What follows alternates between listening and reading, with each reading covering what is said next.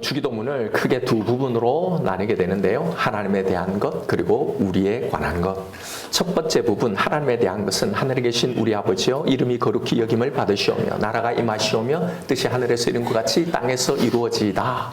여기 10절까지가 그 앞부분으로 해석합니다. 그리고 둘째 부분은 오늘 우리가 살펴볼 일용할 양식을 구하는 이 기도에서부터 주기도문 끝까지 이렇게 나뉘게 되죠.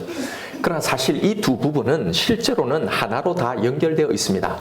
우리의 양식을 구하는 기도나 우리의 제사함을 구하는 기도, 우리가 당하는 시험과 악에서부터의 이 구원은요, 결국은 하나님의 나라와 우리를 향한 하나님 당신의 뜻과 다 관련이 되어 있는 겁니다. 그래서 주기도문의 이 끝이요, 결국은 나라와 권세와 영광이 영원히 아버지께 있사옵나이다, 이 고백으로 마치게 되는 거예요. 자, 그렇다면 오늘 우리가 살펴볼 우리의 필요인 이 일용할 양식을 구하는 이 기도가 어떻게 하나님의 뜻과 영광과 관련이 있는지, 그리고 우리는 이 기도를 어떤 마음으로 해야 하는지, 이 기도를 가르쳐 주신 이 주님의 의도는 무엇인지를 살펴보도록 하죠. 오늘 본문 11절을 다시 보면 이렇게 말씀하시죠. 오늘 우리에게 일용할 양식을 주시옵고, 주님은 우리가 먹을 매일의 양식을 구하는 이 기도를 하라고 가르치신 겁니다. 그런데 문제는요, 예수님이 이 말씀을 하신 후에 바로 뒤에 31절, 32절에 하신 말씀은 이런 말씀이에요. 너희는 무엇을 먹을까, 무엇을 마실까, 무엇을 입을까 염려하지 마라. 이것들은 모두 다 이방인들이 구하는 거다. 너희 하늘 아버지께서는 이 모든 것이 너에게 있어야 할 줄 이미 다 아신다라고 말씀하시는 거예요.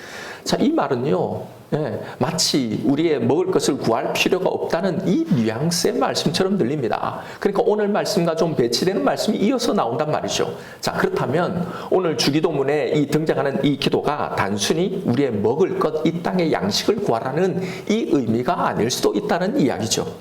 자, 과연 일용할 양식을 구하라고 가르치신 이 기도에 담긴 예수님의 의도는 무엇일까? 이 질문을 가지고 오늘 이 본문을 살펴보아야 하는 겁니다. 사실 일용할 양식이라는 이 말이 처음 등장하고 있는 것은요, 구약의 출애굽기에서입니다. 고로 주기도문에서 일용할 양식을 구하라고 하신 이 기도의 의미를 이해하기 위해서는 출애굽기에 처음으로 등장하는 이 일용할 양식에 대한 이 개념이 뭔가, 이걸 먼저 이해하고 있어야 하는 거예요. 자, 출애굽기 16장 1절로 한번 가보죠. 여기에 보면 이 말씀은요, 출애굽한 이스라엘 백성들이 광야 생활을 한 달쯤 했을 때 이제 먹을 양식이 점점 떨어지자 하나님을 원망하는 장면입니다. 이스라엘 자손의 온 회중이 엘림에서 떠나 엘림과 시내산 사이에 있는 신광야에 이르니 애굽에서 나온 후 둘째 달 15일이라. 이스라엘 자손 중 회중이 그 광야에서 모세와 아론을 원망하여 이스라엘 자손이 그들에게 이르되 우리가 애굽 땅에서 고기 가마 곁에 앉아 있었던 때와 떡을 배불리 먹던 때에 여호와의 손에 죽었더라면 좋았을 것을 너희가 이 광야로 우리를 인도해내어 이 온 회중이 줄여 죽게 하는도다. 그때에 여호와께서 모세에게 이르시되 보라, 내가 너희를 위하여 하늘에서 양식을 비같이 내리리니 백성이 나가서 일용할 것을 날마다 거둘 것이라. 이같이 하여 그들이 내 율법을 준행하나 아니하나 내가 시험하리라.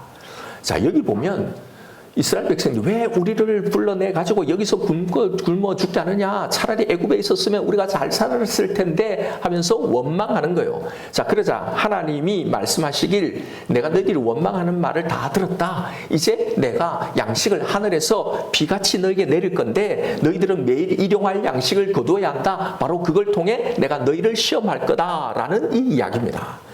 그런데 이 부분을 우리가 좀 더 유심히 읽어보면 좀 이상하다는 걸 느낄 수 있습니다.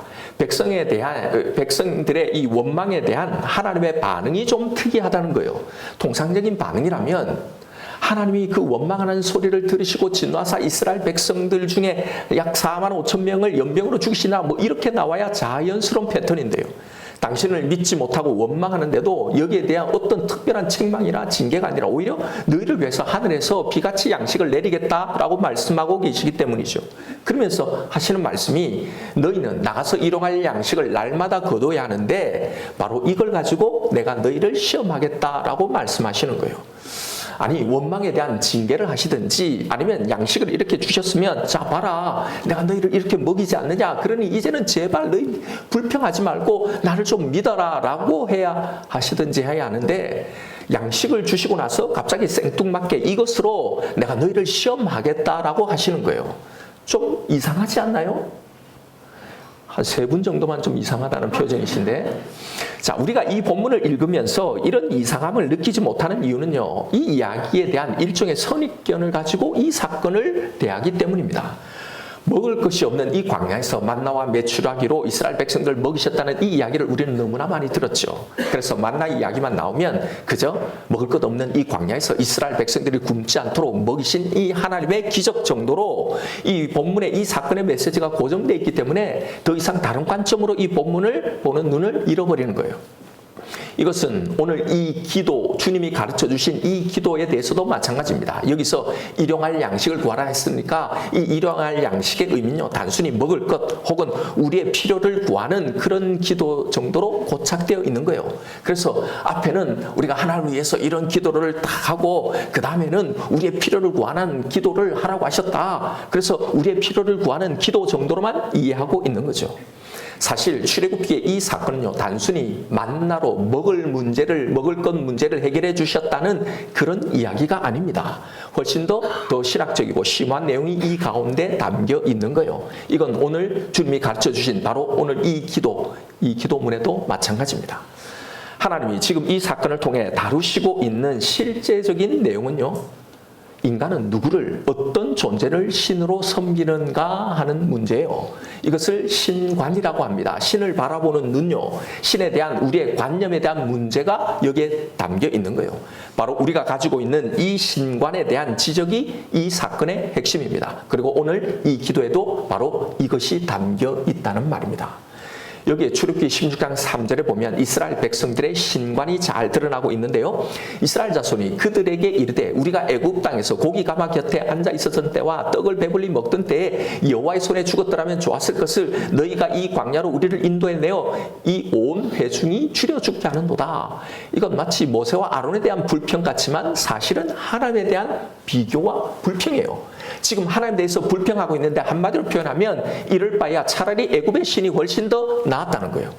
그래도 애굽의 신은 그들을 섬기는 사람들에게 고기도 먹여주고 떡도 먹여주고, 그런데 하나님의 신이란 도대체 뭘 하는가, 그럴 능력이 도무지 없다는 겁니다. 이게 그들이 가지고 있는 신관이었단 말입니다. 이들에게 신이란 그 대상이 무엇이든지 누구든지 중요치 않아요. 나에게 나의 필요만 채워준다면, 나를 불편하게만 해주지 않는다면 그것이 무엇이든지 누구든지 그게 바로 좋은 신이고, 우리가 원하는 신은 바로 이런 신이다. 우리는 이런 신을 믿고 싶다라는 말입니다. 나의 아쉬움, 나의 부족함, 내가 해결할 수 없는 어떤 부분을 그걸 해결해주는 존재여야 우리의 신이 될 수 있다. 우리는 그런 신을 바란다. 여러분, 이것이 인간이 가지고 있는 신관입니다. 나는 이런 신관이 아닌데, 나는 진짜 신실하신 그 하나님을 믿는데라고 말하시겠지만, 이런 더 깊이 내 신앙과 내 마음을 한번 보십시오. 이런 타락한 인간이 가지고 있는 신관, 그 출발점이 누구인지 아십니까? 바로 사탄이에요. 제가 이 문제를 언급할 때마다 자주 언급하는 게 바로 욥기의 이야기입니다. 욥기에서 하나님이 천상회의를 주재하시면서 사단에게 욥을 칭찬하시죠. 욥같이 나를 전심으로 섬기는 사람을 네가 보았느냐? 그러자 사단이 이렇게 이야기를 합니다. 하나님, 욥이 까닭 없이 이유 없이 당신을 신으로 섬기겠습니까? 복을 주시니까 당신을 섬기죠. 지금이라도 그의 소유물을 쳐보십시오. 그의 몸을 쳐보십시오. 그러면 틀림없이 하나님을 욕하고 떠날 겁니다. 라고 말합니다. 여러분, 바로 이것이요, 사탄이 우리에게 끊임없이 심겨주고 있는 타락한 신관이에요. 오늘날 사단은 성도들로 하여금 단순히 하나님을 믿지 못하게 교회에 못 나오게 하는 게 아니에요. 교회 나오게 해요. 열심히 나오게 합니다. 열심히 믿게 하되, 열심히 기도하게 하되, 바로 이런 신관으로, 신 개념으로 하나님을 대하게 만든다는 사실입니다. 이게 매우 중요한 포인트예요. 그렇게 믿는다고 하던 사람들이 왜 하나님을, 교회를, 신앙을 어느 날 떠나게 됩니까? 왜 하나님에 대한 원망과 서운함들이 생깁니까? 왜 시험에 들고 침체에 빠지나요?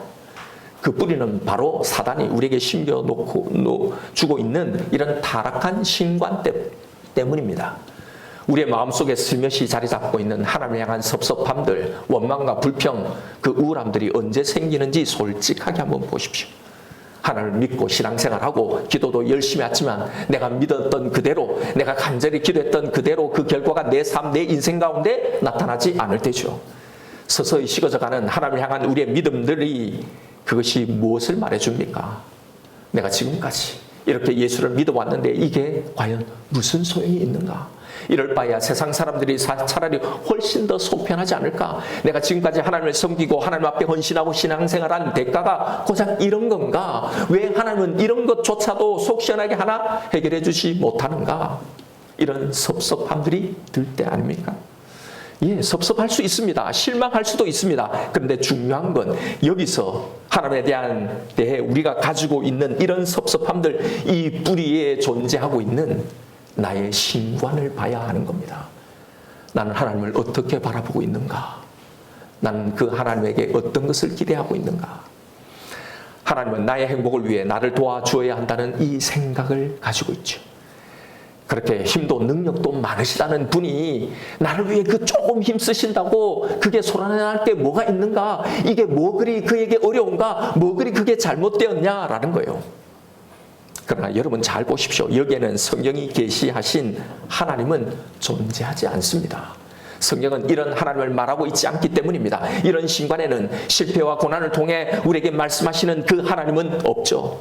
기다림을 통해 우리를 연단하시는 하나님의 뜻은 거기에 존재하지 않습니다. 고난과 기다림은 이런 신관 안에서는 그저 쓸데없는 시간, 없어져야 하는 시간, 무익한 시간일 뿐이죠.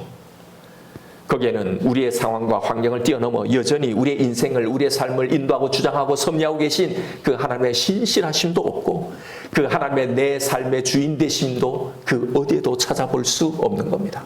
오로지 내가 주인이 돼서 내가 원하는 복, 내가 원하는 평안만을 갈구하는 세속적이고 기복적인 세상 사람들이 섬기는 그런 우상으로만 존재하고 있을 뿐인 거예요. 하나님은 이 만나의 사건과 오늘 일용할 양식을 구하라는 이 기도를 하라는 이 기도를 통해 바로 이 잘못된 우리의 신관을 다루고 계신 거예요. 그래서 우리가 이 내용을 살펴보면서 주목해야 할 너무나 중요한 사실은요, 이런 우리의 잘못된 신관을 다루시는 하나님의 방식입니다. 이걸 알아야 오늘 이 기도에는 어떤 의미가 담겨 있고 우리는 어떤 마음으로 이 기도를 해야 하는지를 알게 되는 거예요. 자, 다시 만나 사건을 잠시 살펴보죠. 출애굽기 16장 4절입니다. 그때 여호와께서 모세에게 이르시되 보라, 내가 너희를 위하여 하늘에서 양식을 비같이 내리니 백성이 나가서 일용할 것을 날마다 거둘 것이라. 이같이 하여 그들이 내 율법을 준행하나 아니하나 내가 시험하리라. 이스라엘 백성들은 당장의 어려움을 보고 내 문제를 해결해 주지 못하는 이런 하나님은 더 이상 우리의 신일 수 없다라고 단정지었지만요, 하나님은 그런 그들을 향해 내가 하늘에서 양식을 비같이 내리겠다라고 말씀하시는 거예요.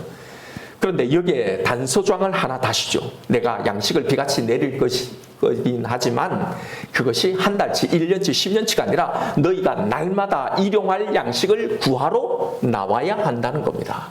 자, 보십시오. 오늘 예수님이 우리에게 가르쳐 주신 이 기도와 똑같은 말이잖아요. 바로 이걸 통해 우리를 시험해 보시겠다는 거예요. 고로 이 기도를 통해 우리를 시험해 보시겠다는 이 말도 되는 겁니다. 여기에 우리는 중요한 질문 하나를 던져보아야 합니다. 매일 일용할 양식을 구하러 나오는 것들을 통해 또 우리가 예수님이 가르쳐 준 이 기도를 매일 하는 걸 통해 무엇을 시험하시겠다는 걸까 하는 겁니다. 여러분, 하나님은 지금 당장이라도 우리의 모든 필요를 채워주실 수 있습니다. 일용할 양식이 문제겠어요? 한 달치, 1년치, 10년치의 양식이 문제겠냐 말입니다. 그럼에도 불구하고요, 우리에게는 일용할 양식을 날마다 구하라고 하시는 거예요. 왜 그러실까? 왜 이 기도를 하라고 가르치셨을까 하는 겁니다. 여기에는 중요한 하나님의 의도가 담겨 있는 거예요. 우리의 생각에는 하나님께서 하늘에서 비같이 양식을 내리셔서 40년 동안 먹을 것을 걱정하지 않도록 한 번에 딱 해결해 주시면 훨씬 더 감정적이고 더 잘 믿을 것 같고 다시는 하나님을 떠날 일도 없을 것 같은데 말입니다. 우리도 마찬가지죠. 왜 하나님께서 이렇게 기다리게 하시고 우리의 마음을 졸이고 왜 이렇게 지체하실까? 한 번에 해결해 주시면 얼마나 내가 더 잘 믿을까? 다른 거 걱정하지 않고 오로지 하나님을 믿는 이 신앙생활에 집중할 수 있을 건데 왜 그럴까 하는 거죠. 여러분, 우리에게 나타나서 너는 앞으로 1년 후에 이렇게 될 거니 그러니까 이걸 좀 참고 기다려라. 그 대신에 이걸 준비해라. 내가 앞으로 너를 이렇게 들어서 사용할 거니까 너는 여기서 참고 이걸 계속해라. 그러면 우리가 얼마나 더 잘 참고 잘 기다리고 얼마나 잘 준비될까 말입니다. 그런데 여러분, 만약 하나님께서 우리에게 그렇게 응답해 주신다면 과연 하나님을 향한 우리의 믿음이 더 깊어질까요? 이스라엘은 하나님의 전능하심을 매 순간 체험했잖아요. 단숨에 애굽을 징벌하시고 한 번에 홍해를 가르시고 또 물이 없는 이 광야 그 자리에서 반석에서 물을 당장 내시는 이 능력을요. 그 놀라운 그런 기적을 체험했던 이스라엘 백성들의 믿음이 더 성숙되어 갔습니까? 아니요. 전혀요. 오히려 그들은 하나님을 자신의 이 문제를 해결하는 도구로 취급했단 말입니다. 그리고 문제가 해결되지 않자 보세요. 곧 하나님을 떠난 거잖아요. 바로 이런 이유입니다. 하나님은 우리가 당신 자신이 아니라 하나님이 가지고 계신 그 능력에만 집중하는 걸 원치 않으시는 거예요.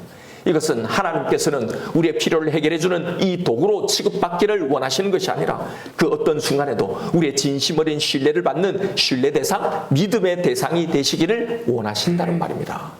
우리의 상황과 환경이 어떠하든지 하나님을 신뢰하는 그 일 말입니다.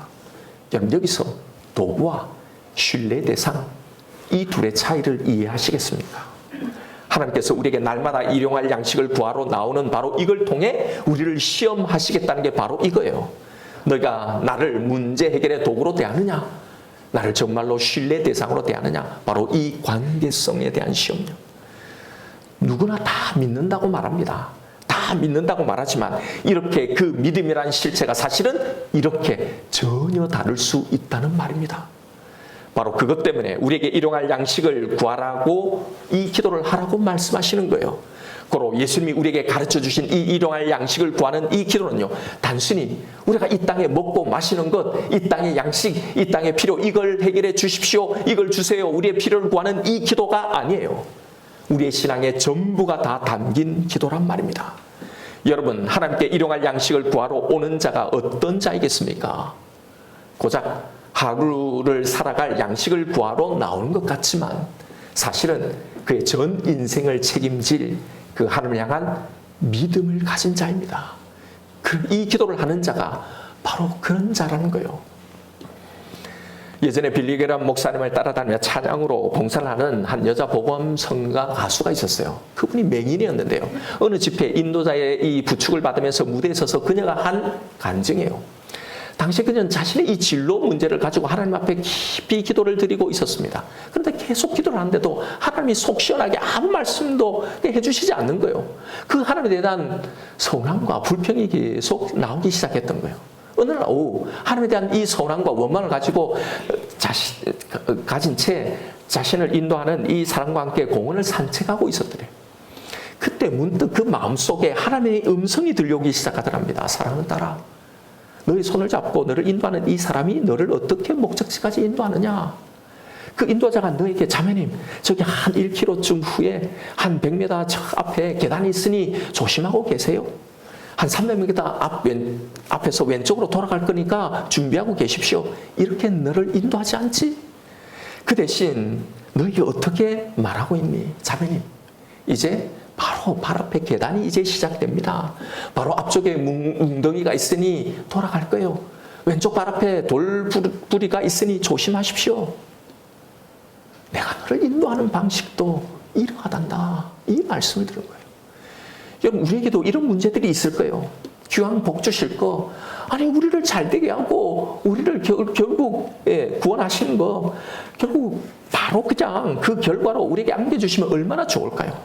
40년치 먹을 양식을 한꺼번에 안겨주면 얼마나 우리가 더 잘 믿을까? 왜 이렇게 마음을 졸이며 이렇게 살아야 할까 말입니다. 아니에요 여러분. 오늘 말씀처럼 매일매일 매순간 일용할 양식을 구하러 나오는 바로 이걸 통해서요. 우리가 당신 자신을 어떻게 대우하고 있는지 어떻게 당신을 바라보고 있는지 우리의 마음을 보고 계신 거예요.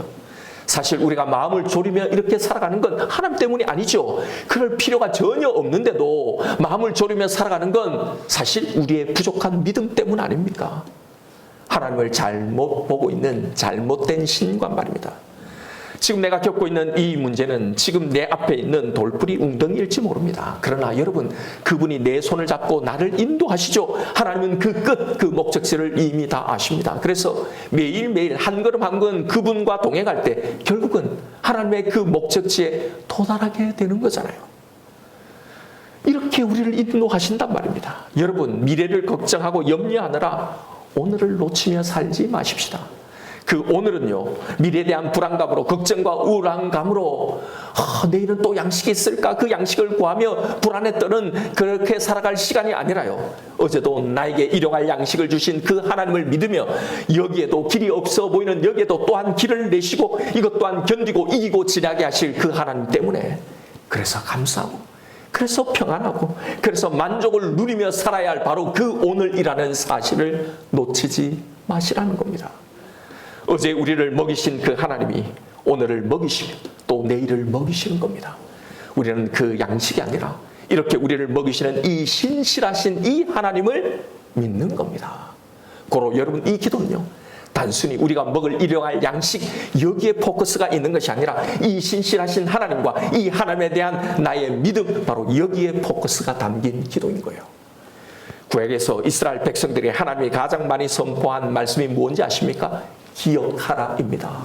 내가 어떻게 너희를 애굽에서 불러내고 이 광야 한가운데 인도했는지, 어떻게 그래서 결국 이 가나안에 들어오게 했는지를요.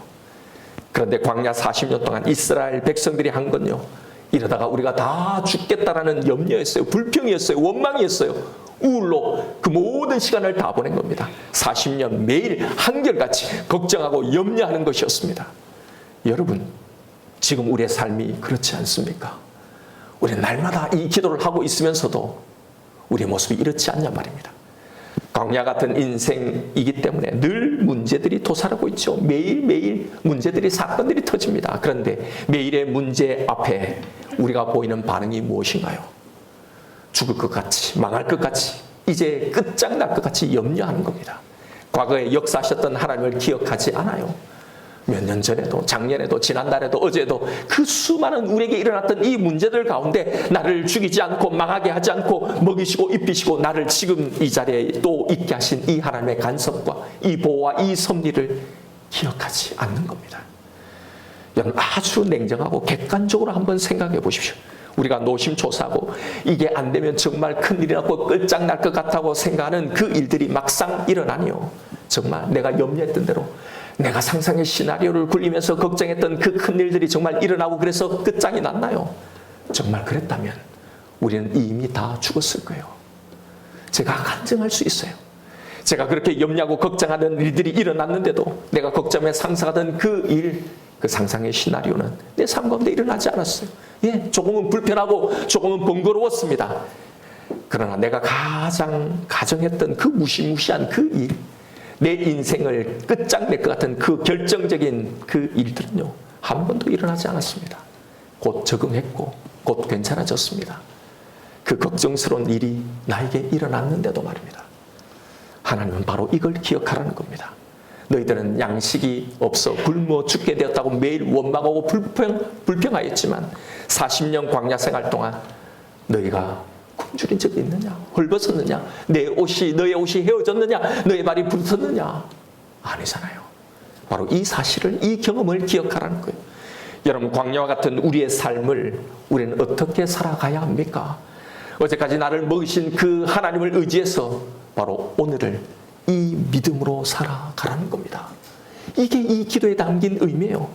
이 믿음을 가지고 하나님께 일용할 양식을 구하는 자는 반드시 보게 될 겁니다. 하늘에 나를 위해 쌓아놓고 계신 나의 전 생애를 책임지고도 남을 하늘에 양식이 있음을 말입니다. 이것이 오늘 우리에게 일용할 양식을 주시옵고 이 기도에 담긴 의미예요. 혹시 먹을 것이 없으면 어떡하나 매일 느끼는 이 불안감 속에 드리는 이 불안의 기도가 아니라 바로 이 충만한 믿음의 기도인 겁니다. 이걸 시험해서 보시겠다는 겁니다. 여러분, 정말 하나님을 믿으십시다. 하나님을 믿는다는 건 바로 이런 믿음을 말하는 거예요. 이런 신실하신 이 하나님을 말입니다. 사실 하나님은 우리에게 일용할 양식이 아니라 영원한 양식, 영원한 생명을 주신 거잖아요. 이 기도, 오늘 우리에게 일용할 양식을 주셨고 여기서 우리에게 구하라고 하신 이 양식이 무엇인지를 잘 한번 보십시오. 이 양식이 무엇인지를 예수님 당신 자신이 말씀해 주셨어요. 내가 하늘에서 내려온 산 떡이다. 내가 너희를 살릴 생명의 떡이다. 생명의 양식이다. 이 떡이, 이 만나가 바로 당신 자신이라고 말씀하신 거예요. 바로 여기서 말한 이 떡, 바로 오늘 본문이 양식을 구하라. 이 양식이라는 단어와 똑같은 단어예요. 우리가 이 신실하신 하나님, 우리를 영원히 죽지 않고 망하게 하지 않게 먹이시고 입히시는 이 하나님을 여러분 어떻게 우리는 신뢰할 수 있습니까? 바로 그 근거가 바로 예수 그리스도 당신 자신이라는 겁니다. 이 하나님이 우리를 영원히 살리시기 위해, 우리에게 영원한 생명을 주시기 위해 뭘 했습니까? 당신의 아들 예수 그리스도를 보내주신 거잖아요. 우리가 이 불안하고 두려운 이 광야에서 어떻게 안심하며 나의 오늘과 내일을 온전히 맡기며 평안 가운데 살아갈 수 있는 겁니까? 오늘 무사히 살아가게 하실 것이라는 걸, 또 내일을 살게 하실 거라는 걸 여러분 어떻게 우리는 확신하며 살아갈 수 있습니까? 당신의 아들을 나를 위해 기꺼이 내어주신 하나님 아버지의 이 사랑요, 바로 그의 이 열심요, 바로 그의 이 의지요. 그래서 진짜 우리가 이 오늘 하루를 능히 버틸 수 있는 힘은 바로 이 하나님 아버지의 사랑인 겁니다. 그래서 우리는 이 예수 그리스도를 우리의 양식으로 매일매일 받아야 살 수 있는 겁니다. 나를 어떻게 하나님이 사랑하셨는지, 내가 받은 이 은혜가 무엇인지, 나를 능히 이 오늘을 살게 할 그 힘과 능력이 어디에 있는지 말입니다. 그래서 바로 당신 자신, 이 예수 그리스도를 매일의 일용할 양식으로 구하라고 하신 겁니다. 이 사랑을요, 이 하나님의 이 불타는 의지를 믿으라는 겁니다. 이 땅의 양식이 아니라요. 여러분 오늘에 대해 또 내일 일에 대해서 불안해하지 마십시다. 지금까지 나를 지키신 그 하나님이 오늘도 내일도 영원히 나를 지킵니다. 그러니 우리는 내일을 위한 염려가 아니라 오늘도 나를 지키시는 그 하나님을 만나는 이 일, 이 하나님을 신뢰하고 믿는 이 일에 몰두해야 하는 겁니다. 어떤 계획을 세워놓고는 이 계획대로 되지 않으면 어떡하지? 여러분 노심초사하고 염려하지 마십시오. 한순간 두려움이 몰려올 때, 인간적인 염려와 불안이 엄습해 올 때요, 지금까지 역사하셨던 이 에베네셀의 하나님을 우리는 바라보는 거예요. 이 모든 결과들, 실패처럼 보이는 모든 결과들을 결국은 다 합력하여서 나에게 선한 것이 되게 하시는 이 하나님을 말입니다. 이것이 일용할 양식을 구하는 이 기도를 하는 이 신자의 믿음인 겁니다. 여러분의 삶 가운데 역사하셨던 하나님은 지금 어디에 있습니까? 혹시 과거에 갇혀서 옛날 내가 믿었던 그 하나님, 현재 여러분의 삶 현장에 아무런 능력도 없는 그런 하나님으로 존재하고 있지 않습니까? 우리의 하나님은 현재 나의 찬양과 나의 신뢰, 나의 경배를 받으시는 이 하나님이 아니라 나의 원망과 불평과 하소연만을 듣고 계신 그 하나님은 아닙니까? 과거에 내 삶 가운데 홍해를 가르시고 내 광야 같은 삶 가운데 길을 내시고 만나를 먹이시는 그 하나님은 지금 죽었습니까? 하나님은 결코 우리에게 그런 대접을 받으시면 안 되잖아요. 여러분 세상 사람들은 일용할 양식을 구하지 않아요. 그들이 구하는 것은요, 일용할 양식이 아니라 10년치 평생을 책임져 해결할 그런 양식을 구합니다. 왜 그렇습니까? 그런 자신을 살릴 수 있는 것은 양식이라고 생각하기 때문입니다. 여러분 우리가 믿는다고 하는 우리의 믿음이라는 게 이런 거면 안 되는 거잖아요. 우리의 양식이 우리를 살게 하는 것이 아니라 매일의 삶 가운데 나와 동행하시는 하나님이 우리를 살게 하신다는 걸 믿어야 하는 거잖아요. 여러분 내가 두려워했던 그 결과가 혹 생기더라도 우리는 반드시 괜찮아요. 그렇게 살아오지 않았습니까? 무슨 일을 만나든지 믿는 자 안에서는 만사 형통이 되는 겁니다. 그 문제에서도 우리를 건지실 일용할 양식을 우리에게 주시기 때문입니다. 이미 거기에도 예수 그리스도를 다 주신 거잖아요. 이 하나님의 사랑이 함께하고 있는 거잖아요. 그러니 여러분 어제 우리를 살게 하셨던, 우리에게 일용할 양식을 주셨던 그 하나님을 만나십시다. 그리고 그 하나님을 의지해서 오늘의 이 양식을 받아 누리십시다. 기억하십시오. 이 기도는 양식을 구하라는 기도가 아니라 우리를 먹이실 이 하늘의 하나님을 향한, 하늘의 아버지를 향한 우리의 믿음을 드리는 기도라는 이 사실을 말입니다. 이 믿음이 우리를 능히 살게 만드는 겁니다. 오늘 우리를 능히 살게 만드는 거예요. 이 믿음이 우리의 오늘을 능히 살게 만드는 양식이 되는 겁니다. 이 믿음으로 이 기도를 드리는 저와 여러분 우리가 되기를 주님의 이름으로 축원드립니다. 이 시간 주신 말씀 붙들고 우리 함께 기도하십시다. 여러분 하나님이 매일 비같이 내려주시겠다고 약속하신 이 만나가 언제까지 내렸는지 아세요? 여호수아에 보면 이스라엘이 가나안의 그 소산물을 먹은 그 다음 날에 이스라엘이 그 가나안에 들어갔어요. 거기서 자신들이 기르지 않고 자신들이 뿌리지 않는 하나님이 나게 하신 그 소산물을 거기에서 먹은 그 다음 날에 만나가 그쳤더라라고 되어 있어요. 그러니 광야 40년 동안 아니 가나안에 들어갈 때까지 이 만나는요 안식을 제외하거나 하루도 빠짐없이 그 어떤 공백도 없이 어김없이 매일매일 내렸다는 사실입니다. 단 하루도 빠짐없이요. 그런데도 그들은 매일 염려했고 불안했고 불평했고 우울하며 살았습니다. 자기들이 수고하지도 않고 거두고 누리는 이 모든 것에 대해서도 전혀 감사하지 않았습니다. 여러분 얼마나 억울한 시간인가요? 얼마나 불필요한 걱정을 하며 낭비한 억울한 세월을 살은 것입니까? 하나님 주신 그 하나도 그 한순간도 그 안식과 그 만족과 그 평강을 누리며 살지 못한 거잖아요. 여러분은 하늘에서 내리는 비를 감사해 본 적이 있나요? 가뭄 때나 그렇지 평소에는 너무나 당연한 것으로 생각합니다. 그것에 대해서 전혀 감사하거나 그것의 소중함을 모르죠.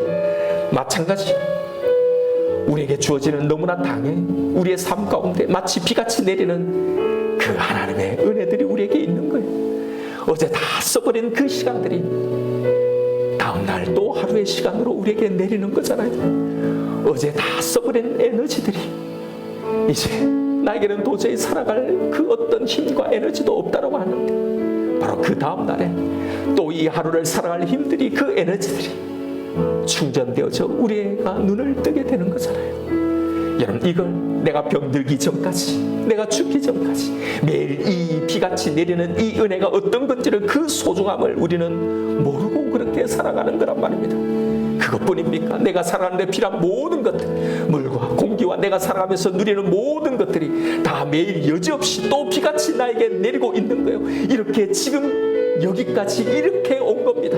여러분 살다 보면 유난히 힘든 날도 있죠. 유난히 고달픈 시간들이 있습니다. 그러나 기억해 보십시오. 이걸 어떻게 내가 지내오고 어떻게 이겨나왔을까? 지나고 나니 내가 어떻게 이걸 견디며 살아왔나 신기한 생각이 들죠. 왜 그런지 아십니까? 내가 인지하지도 못했지만 그때도 하나님의 이 은혜비가 내 삶 속에 내 심령 속에 내 인생과 내 문제 속에 내리고 있었던 거예요. 그렇게 우리를 지나오게 하시고 견뎌오게 하신 겁니다. 이 비가 어제 내렸던 이 은혜비가 이 신실하신 비가 이 가장 지혜로우신 비가 어제도 내렸고 오늘도 나에게 내렸습니다. 그리고 내일도 내릴 겁니다. 그런데 주님은 또 우리에게 말씀하시는 거예요. 내가 하늘에서 양식을 비같이 내리지만 너희가 나가서 이 이루어질 양식을 날마다 거두어야 하리라. 나에게 이 기도를 해야 한다고 말합니다. 그러니 여러분 이제 오늘 또 나가야 합니다. 이걸 믿고 나가야 하는 겁니다. 이걸 참으로 믿는 자는 오늘의 이 양식이 모자랄까봐 내일 또 어떻게 될까봐 걱정하지 않아요. 이 비는 주님이 부르실 때까지 내 삶 위에 내릴 것이기 때문입니다. 가나안의 그 천국에 도착해서 거기에 소산을 먹을 때까지요. 여러분 이제 하루하루를 지날 때마다 내 인생의 연수가 쌓일 때마다 이제 조금씩 바로 이 사실에 안심하십시다. 한 번씩은 이것도 하나님이 지나가게 하시겠지라고 생각해 보십시다. 조금씩 자라난 나를 확인해 보십시다. 그래서 이제는 죽을 것처럼 염려하지만 말고 이제는 이번엔 어떻게 하시는지 내가 한번 보자라는 이 생각을 해보십시다. 그래서 예전처럼 너무 힘들어하지 말아보십시다. 이 믿음이 우리를 살게 하기에 이 믿음을 우리에게 요구하시는 거예요. 이게 이 기도를 하라고 하신 이유인 거예요. 이 시간 주님이 약속하신 이 내일을 믿어보십시다. 온전히 맡기십시다. 하나님 오늘을 살게 하신 제가 내일은 더 자라나겠습니다. 하나님 당신을 믿겠습니다. 신뢰하겠습니다. 이 믿음으로 오늘 담대히 살아가겠습니다. 이 믿음이 더욱더 자라가게 하여 주옵소서. 이 시간 나에게 주신 말씀이 있을 거예요. 우리 이 말씀 붙들고 하나님 앞에 기도하며 나아가십시다.